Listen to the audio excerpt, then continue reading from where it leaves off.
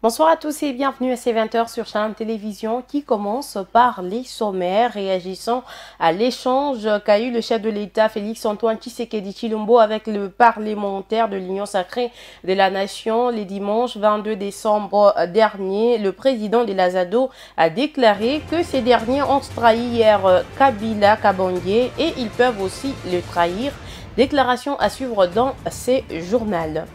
Le président de l'Assemblée provinciale du Haut-Katanga a reçu en audience les recteurs de l'INILU qui est venu lui remettre officiellement les programmes du symposium qui aura lieu du 26 au 28 décembre prochain dans les Hauts-Katanga. Reportage à suivre.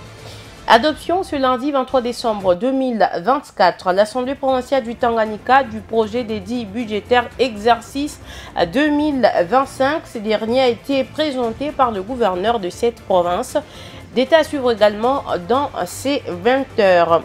Et de l'autre côté, il refuse la présence continuelle de la mission de l'ONU en République démocratique du Congo. Eux, ce sont les mouvements citoyens de Goma qui ont manifesté leur opposition à la prorogation du mandat de la MONUSCO jusqu'au mois de décembre 2025. Vous suivrez leurs déclarations également dans ces journaux. Et au Mozambique, nous parlerons de la manifestation contre la validation de la victoire de Daniel Chapo à la présidentielle par la Cour constitutionnelle. Et ça sera après les journaux des sports qui sera présenté par Alain-François Tshiswaka qui est déjà avec moi. Alain, bonsoir et bienvenue. Bonsoir Mariam Souni, également bonsoir à tous les téléspectateurs. Il y a quoi au menu? On va parler de Jeff Santelio Lupopo qui, à l'amiable, a résilié au moins 6 contrats de 6 joueurs. Madame, Monsieur, vous aurez les détails de toutes ces informations dans la deuxième partie de ces 20 heures et ça sera tout pour les titres. Bienvenue à vous si vous nous rejoignez sur Shalom Télévision. Mais d'abord, pour commencer, les nouveaux membres du Conseil national de sécurité nucléaire ont été exhortés au travail bien fait lors de l'Assemblée générale statutaire. C'est le ministre de la Recherche scientifique et innovation technologique, Gilbert Kabanda, qui, en sa qualité de président du dit Conseil, conscientise ses collaborateurs pour l'exploitation du nucléaire en vue du bien de la République. Reportage. Le ministre de la Recherche scientifique et innovation technologique, Gilbert Kabanda Kourenga, étant de droit président du Conseil national de sécurité nucléaire, sera secondé par le professeur Florimond Nyamoga, qui a été élu vice-président avec 7 voix contre 5 du professeur Lema, conseiller à la présidence de la République. Le secrétariat technique sera tenu par le professeur Steve Mwanza, commissaire général à l'énergie atomique. Les autres membres du secrétariat exécutif seront nommés par le ministre selon leurs compétences. Le ministre Gilbert Kabanda Kourenga explique comment le nucléaire peut être exploité pour le bien de la République. Nous avons des différentes sources de rayonnement nucléaire qui doivent être gérées par les scientifiques que vous avez vus autour de moi, au bénéfice de la République. Nous avons aussi dans le nucléaire des sources comme les radios, quand on fait une radiographie à l'hôpital, ce sont des rayonnements qui doivent être gérés par nous, non seulement dans le sens socio-économique, mais aussi dans le sens sécuritaire. Parce que ces rayonnements peuvent être nuisibles à l'organisme humain. Ils peuvent entraîner des maladies. Là où passent toutes les sources nucléaires, les camions, à ceux qui creusent dans les mines, donc les creuseurs miniers. Le nucléaire est en train de reprendre vie en RDC, c'est ce qui explique l'acquisition prochaine à Kinshasa d'un centre de radiothérapie contre les cancers. Politique à présent, faisant sa lecture sur l'échange qu'a eu le chef de l'État Félix-Antoine Tshisekedi Tshilombo et les parlementaires de l'Union sacrée de la Nation, le président national de l'Association africaine des défenses des droits de l'homme, Jean-Claude Katende, a présenté son inquiétude au sujet du fait que le président de la République appelle les membres de l'Union sacrée à changer des mentalités sans prendre des actions alors qu'il les connaît. D'après lui, ces personnalités ont trahi hier Joseph Kabila Kabondier et ils peuvent aussi le trahir. Je vous prie de l'écouter dans ces duplex réalisés par Uvine Mougoli.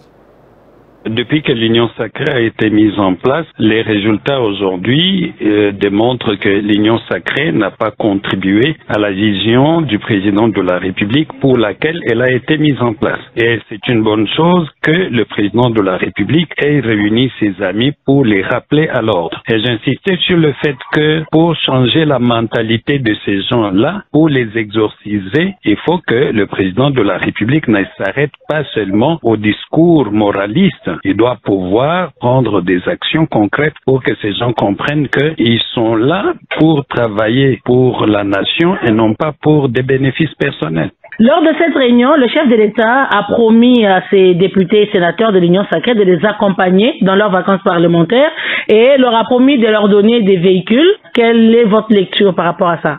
Ma lecture est que la promesse du président de la République tendant à donner des véhicules aux membres, aux députés de cette législature, c'est une mauvaise chose. Nous avons l'impression que le président de la République les prépare éventuellement, s'il continue avec son projet de révision ou de changement des constitutions, qu'il trouve une oreille attentive au niveau, n'est-ce pas, des députés. Mais quand vous regardez les budgets de la République, vous ne voyez nulle part où c'est inscrit qu'il y a une dotation qui va servir à payer des véhicules pour les députés. Le président de la République va tirer cet argent où? C'est la question que nous nous posons. Donc, ça veut dire en d'autres termes que le président de la République a de l'argent qui ne dépend pas du budget de l'État. Et ça fait partie de la mauvaise gouvernance. C'est ce que nous décrions. Et nous pensons que le président de la République doit se départir de cette manière de faire. Surtout que vous avez des députés, vous avez des enseignants, vous avez des militaires qui sont au front et qui ne sont pas bien pris en charge, qui ne sont pas payés. Pourquoi donner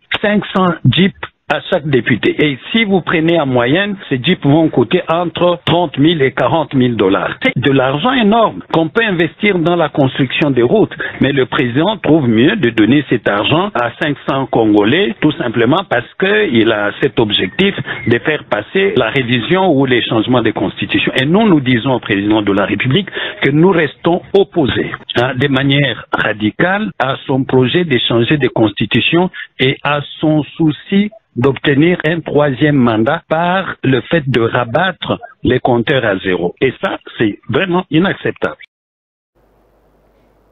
Et si en province, en marge du symposium sur la résolution des problèmes socio-économiques dans la province du Haut-Katanga, les recteurs de l'INILU, le professeur ordinaire Gilbert Kishiba Fitoula est venu remettre officiellement au président de l'Assemblée provinciale du Haut-Katanga, l'honorable Kabouemamba Michel, les programmes de ces assises qui iront du jeudi 26 au samedi 28 décembre 2024. C'était au cours d'une audience lui accordée par ces derniers dans son cabinet de travail.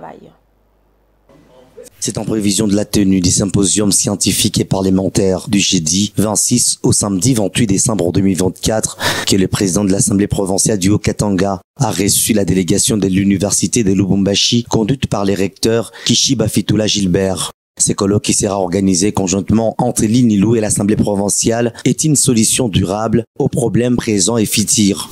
Nous allons chercher ensemble des solutions durables pour que les générations d'aujourd'hui et celles futures puissent constater que nous étions partie prenante justement aux solutions qui portent loin et qui sont des solutions durables, qui sont des solutions solides pour l'émergence de la RDC et pourquoi pas ce pays que nous chantons, le Congo plus beau qu'avant.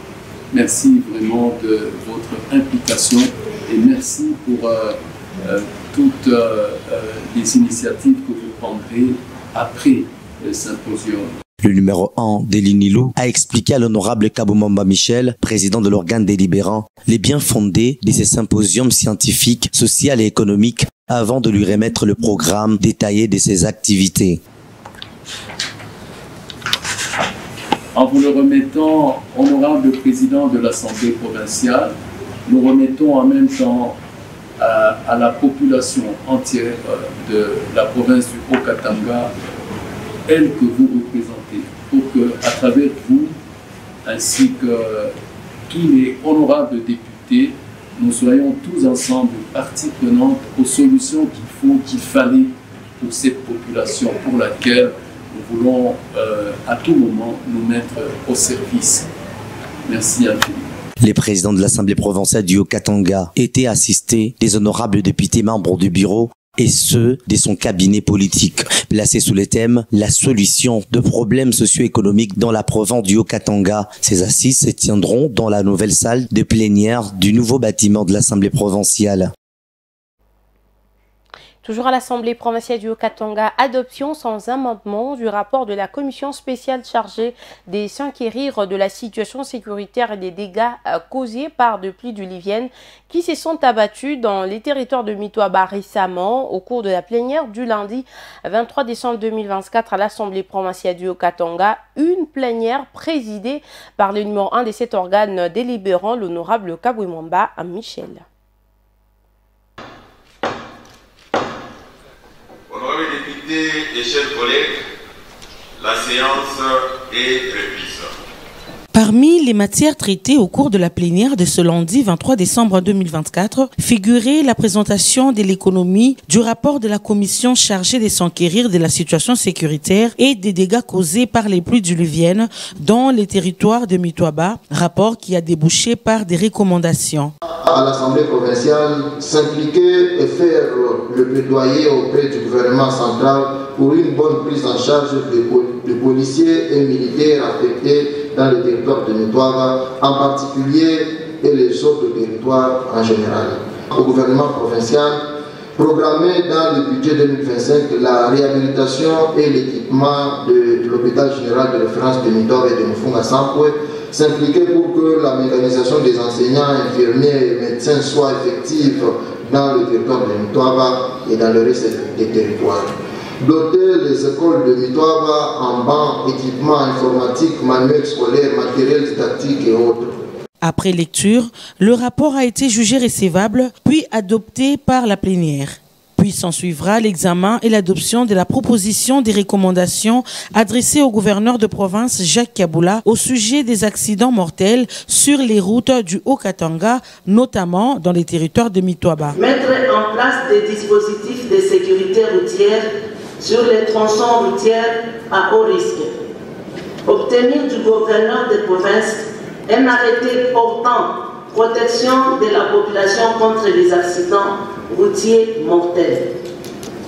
À l'issue de ces travaux préliminaires, nous avons créé une équipe de 7 experts de l'Assemblée provinciale et ceux de la division provinciale et des services urbains de transport pour la création de la proposition des recommandations portant protection de la population contre les accidents mortels sur les tronçons jugés à haut risque qui sera endossé par l'honorable vice-président de l'Assemblée provinciale du Haut-Katanga.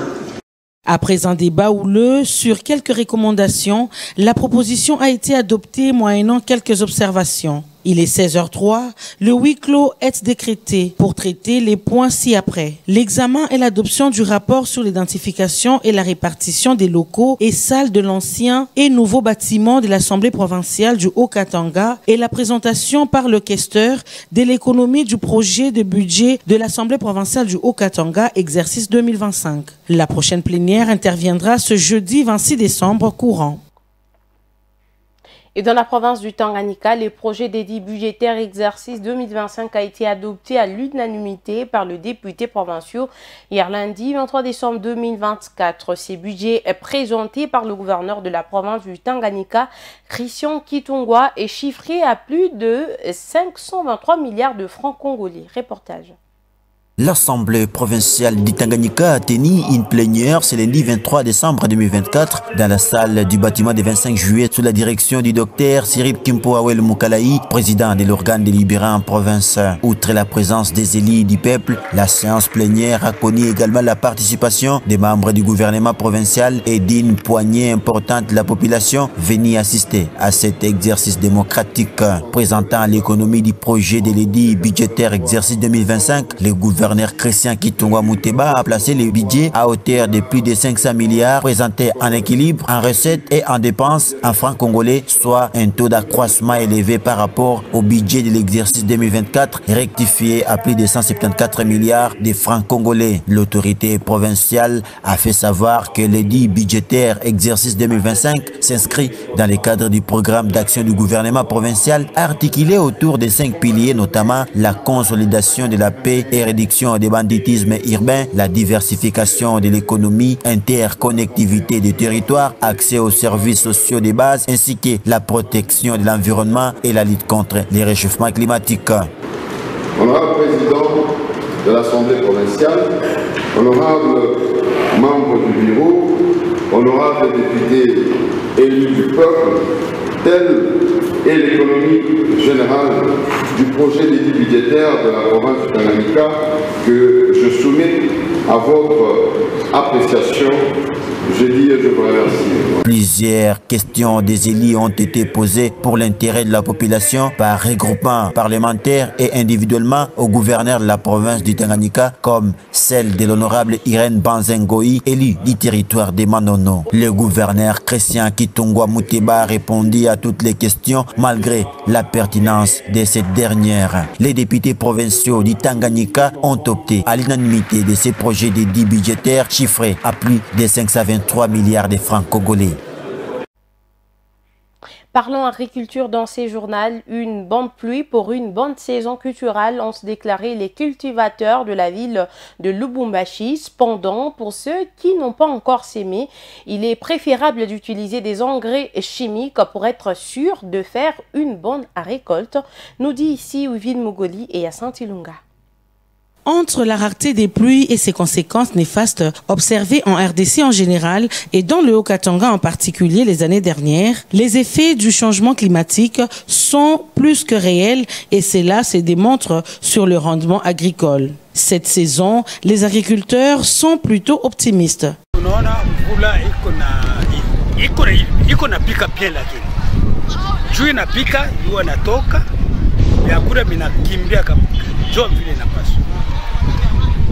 Juu haina kulima kwa kwanza.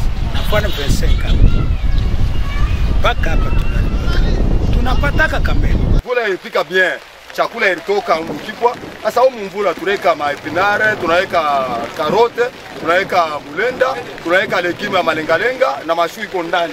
Ces hommes et femmes cultivateurs pensent cependant que ceux qui sont en retard ont l'obligation d'utiliser les engrais chimiques. Si tulipanda vula byakule byote bitoka so fula sipande mbela sana bale balipanda mu mvumbi sava bale beko na masemansi yabo njo bale beko na chunga sa kama bapande mu janvier njo vula kama napika atapika sana bitarabika wewe utapanda hapa sasa na retard baridi inakuwa na narabisha mpaka unadawa kuna engrais yako ku Sur la rivière Lubumbashi, les maraîchères se plaignent de manque de caniveaux qui peut impacter négativement leur culture. Makanali iko bushe kama unaona makanali mimi nafungula makarnivoni nafungula mimi nafungula pose njoo ya mai iko ningira ndani. Alors bale ba mule ndani basha kukimbia njoo ya mai makanali iko bushe ile yote barifanya kwa gouverneur mu 2006 ile yote alifungulaka hapo mai sha kufunga. Hapa ndio tunafungula shika yetu tunafanya kwa sego ufunge uzito soveko ile nyingine chakula iko ndani. Ngari haibisha kufunga hii sego ndio tunakukuta nayo. Hii ni mpanga ya kukata mayani fungule kanali pite ubakie wazi tout façon que tupate kuchakula. Selon le professeur Émeric Assongolenge, agronome, il est encore tôt d'être pessimiste. Cependant, les cultivateurs doivent, par précaution, utiliser les semences locales. Jusque-là, on ne peut pas aller dans le pessimisme déjà. Observons encore un peu. Mais il est souhaitable que les gens s'abstiennent d'utiliser les variétés hybrides, qu'on utilise la semence locale de maïs, la variété Babungo, une semence plus ou moins rustique, adaptée au contexte local, qui peut faire face à un certain nombre de stress. Parce que quand seulement il n'y a pas de pluie pendant 2 semaines et au-delà, vous allez avoir la chenille qui s'installe dans le champ de maïs. Rappelons que l'agriculture est parmi les domaines qui rendent indépendant un pays.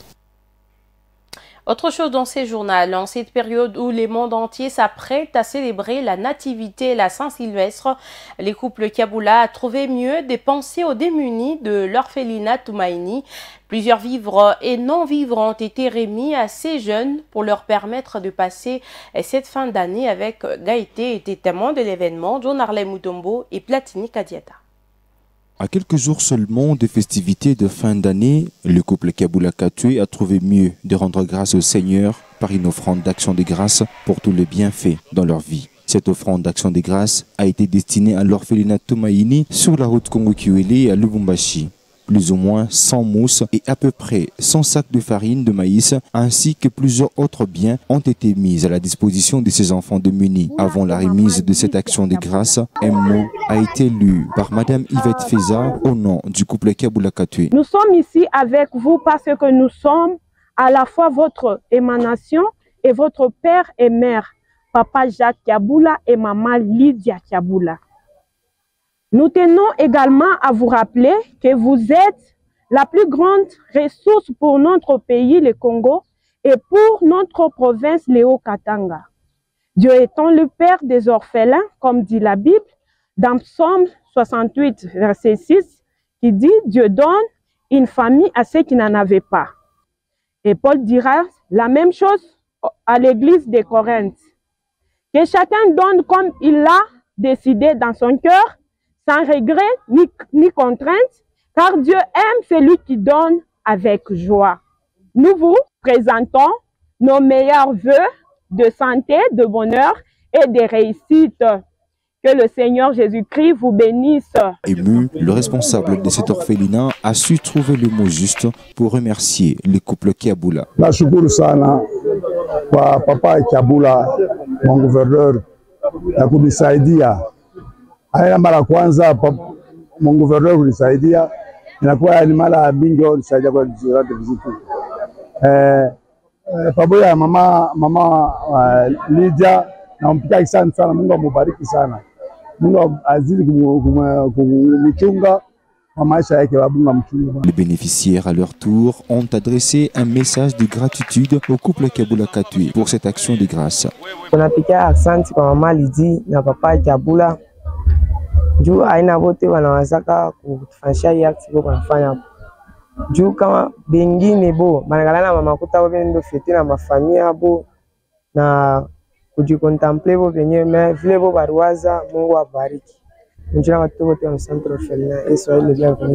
Fêter, oui, mais rendre grâce à Dieu est aussi plus important pour ces jeunes qui sont une source de bénédiction pour le pays en général et pour la province en particulier. Cette action de grâce du couple Kiaboula vient comme une bénédiction pour ces démunis. Venons maintenant à cette information. Les mouvements citoyens de Goma ont manifesté leur opposition à la prorogation du mandat de la MONUSCO jusqu'au mois de décembre 2025. Ils refusent cette présence continuelle de la mission de l'ONU en République démocratique du Congo car celle-ci a échoué. Je vous prie de suivre les explications avec M. Emmanuel Nyakasene, coordonnateur du mouvement citoyen Union pour le progrès et la lutte contre les antivaleurs dans ces images. Alors que la MONUSCO a montré que la fin de cette année, la MONUSCO doit rentrer, la fin de l'année 2023. Mais l'année a pris fin. Nous avons commencé 2024. Les fameux mandats avaient été prorogés avec comme motif qu'ils ne vont pas rentrer avant les élections. Cette MONUSCO a évolué, on nous a dit que cette fois après les élections, la MONUSCO va partir. Voilà encore les mandats prorogés. C'est ce qui nous dit qu'on n'attendra pas ces prorogations en prorogation. Logiquement, ils doivent comprendre qu'ils sont chez nous et ces gens doivent rentrer. Parce que leur mission a pris fin. Ils ont échoué, ils n'ont même pas zéro. Ils ont en dessous de zéro. Parce qu'ils auraient zéro s'ils ne nous ont pas endeuillés. Ils ont endeuillé partout ici. Il y a déjà des propagandes à vos radios. Ça, nous, on a suivi, on a pleuré. Des propagandes que la MONUSCO construit les maisons des policiers, que la MONUSCO construit des routes. Quel genre de route que la MONUSCO construit? On part avec vous à Massi si vous nous montrez la route que la MONUSCO construit. La petite maison qu'on a construite ici, c'est hier et là. Est-ce que c'est la maison qui couvrirait ou qui réparerait tous les dégâts que la MONUSCO a commis ici? Antonio Guterres, vous le savez, c'est le patron des Nations Unies, le secrétaire permanent. Lui avait été clair. Il a dit que la MONUSCO n'a pas la force de frapper les M23. In extenso, il avait dit ceci. Les M23 est aujourd'hui une armée forte et moderne.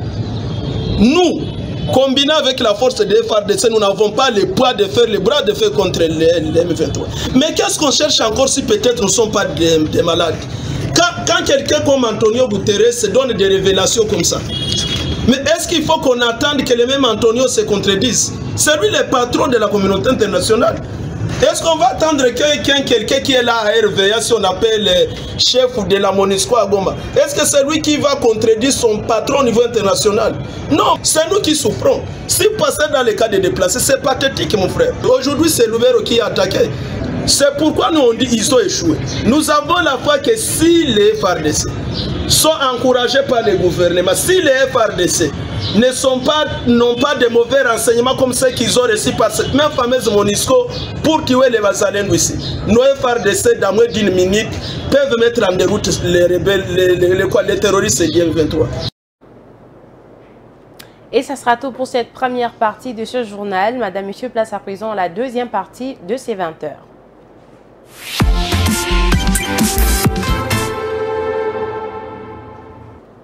Au moins 6 joueurs de Lupopo résilient leur contrat à l'amiable. Alain-François Tissoakar, et bonsoir et bienvenue. Bonsoir Mariam Souni également et bonsoir à tous les téléspectateurs. Vous l'aviez dit, le Football Club Saint-Éloi Lupopo a informé qu'il a trouvé des accords pour la résiliation de ce contrat d'au moins 6 joueurs, à savoir Nathan Mabrouki qui est de la République démocratique du Congo. Il y a Chancel Wantete aussi de la République démocratique du Congo. Nous avons également Dorvel Dibekou de Congo-Brazzaville. Il y a aussi Bersil Obassi et Shaibou Abdallah de la Tanzanie également. On apprend aussi Kevin Ougla, le Nigérian. On va suivre dans cet élément tous les détails.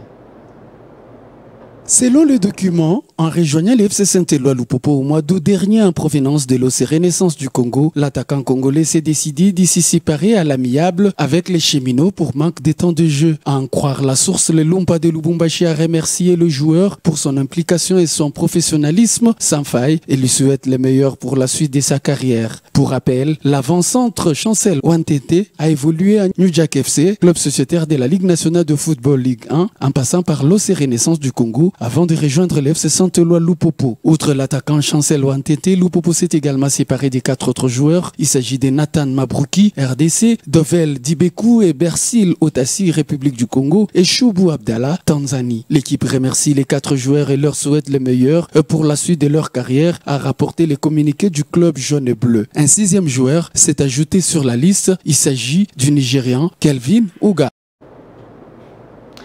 Merci à vous Alain-François Tissoaka d'être venu. Merci Mariam Souni également, merci à tous les téléspectateurs. Madame, Monsieur, c'est même la fin de cette deuxième partie consacrée au journal des sports. Place à présent à la 3e et dernière partie de ces 20 heures.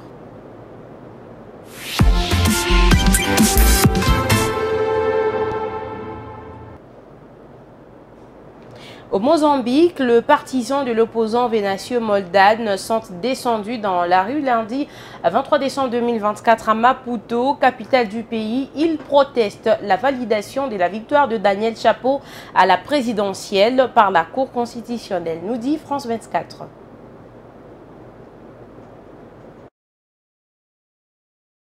La tension ne retombe pas au Mozambique depuis les élections d'octobre. Plusieurs rues de Maputo étaient bloquées ce matin par des manifestants. La police a dû intervenir. Les habitants de la capitale ne sont pas allés au travail, craignant des échauffourées. Car la décision du Conseil constitutionnel pourra mener le pays soit à la paix, soit au chaos, avait prévenu l'opposant Venancio Mondlane qui refuse d'accepter les résultats de ce scrutin. Il appelle le pays à une cessation des activités totales pendant 5 jours. Plus de 130 morts dans ces violences post-électorales, dont un blogueur tué alors qu'il était live sur Facebook. Ça s'est passé à Ressano Garcia, la ville frontière avec l'Afrique du Sud, une frontière d'ailleurs qui est souvent fermée. Une délégation gouvernementale sud-africaine s'est rendue sur les lieux la semaine dernière pour tenter de stabiliser la situation, car le corridor de Maputo est crucial, il permet l'exportation des minerais. Il y aurait un manque à gagner de plus de 50 millions de dollars pour l'Afrique du Sud. Ici, chacun espère que la situation se stabilisera. La page météo est à suivre juste après nous. Madame, Messieurs, c'est la fin de ces journaux sur Shalom Télévision. Merci à vous de l'avoir suivi. Au revoir et à demain avec le même et réel plaisir.